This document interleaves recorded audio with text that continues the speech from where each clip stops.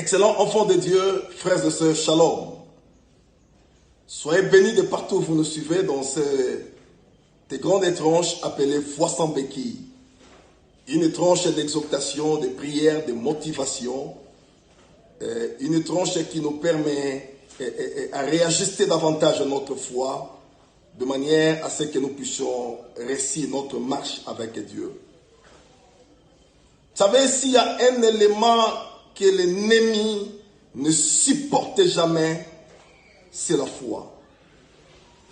Vous savez, par moments, tu vois l'ennemi venir menacer ta vie, t'attaquer. Il pourra entrer par beaucoup de portes. Il peut entrer peut-être par le chômage, il peut entrer par la maladie, il peut entrer par n'importe quel problème. Mais l'élément essentiel et bien-aimé dans le Seigneur serait la foi. C'est que l'ennemi voulait détruire dans ta vie, ce n'est que la foi en Christ, la foi en Jésus-Christ. Oh bien-aimé, ne perdez pas la foi. Bien-aimé, ne tombez pas dans la foi. L'apôtre Paul a dit, beaucoup de personnes ont fait naufrage à la foi. Je ne voulais pas que ta foi puisse faire naufrage, mais je voulais beaucoup plus que tu puisses avoir une foi strong, une foi solide. Quelles que soient les réalités, tu parles comme l'apôtre Paul, rien ne me séparera du Seigneur. C'est vrai, la mort peut frapper à ta porte. C'est vrai, le chômage peut frapper à ta porte. C'est vrai, tout peut entrer, tout peut arriver. Mais bien aimé dans le Seigneur, ayez une foi tenace, que le Seigneur Jésus-Christ ne t'abandonnera pas, qu'il est avec toi, il te soutiendra. Le plus grand problème dont je voulais parler ce matin, c'était la fonction et la position. Il y a des gens qui font confiance à leur fonction aujourd'hui parce qu'ils sont licenciés, docteurs en lettres, docteurs en droit, directeur d'une entreprise, PDG.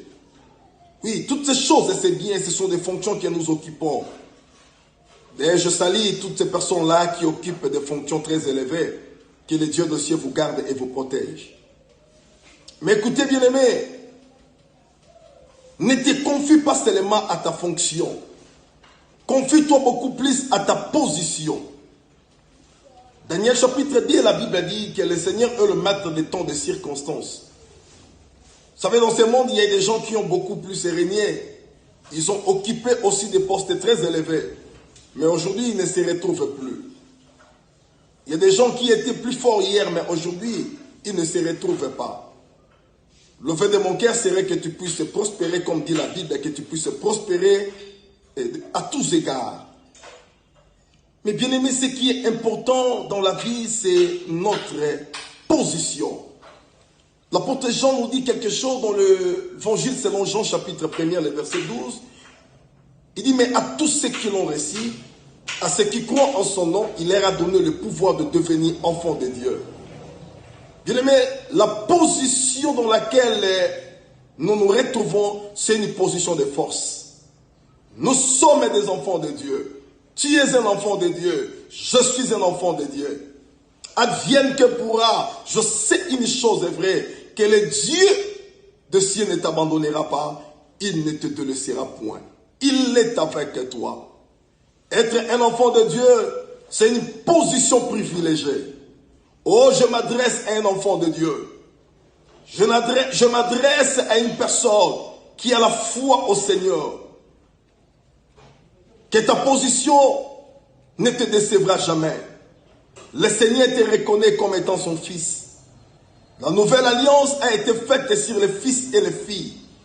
Il a dit, voici l'alliance que je fais aujourd'hui avec la maison d'Israël. Je serai votre père et vous serez pour moi mes filles. Vous serez mes fils. Non, ta position, c'est une position stratégique. Ne t'en fais pas. Je n'ai pas besoin d'envier la foi d'Élie. Je n'ai pas besoin d'envier la foi de Moïse. Parce que toutes ces personnes, même Abraham, ils firent des serviteurs dans la maison de mon père. Mais moi, je suis le fils du Père. Oh bien-aimé dans le Seigneur, tu n'es pas n'importe qui. Tu as une position stratégique. Non, que l'Éternel te bénisse.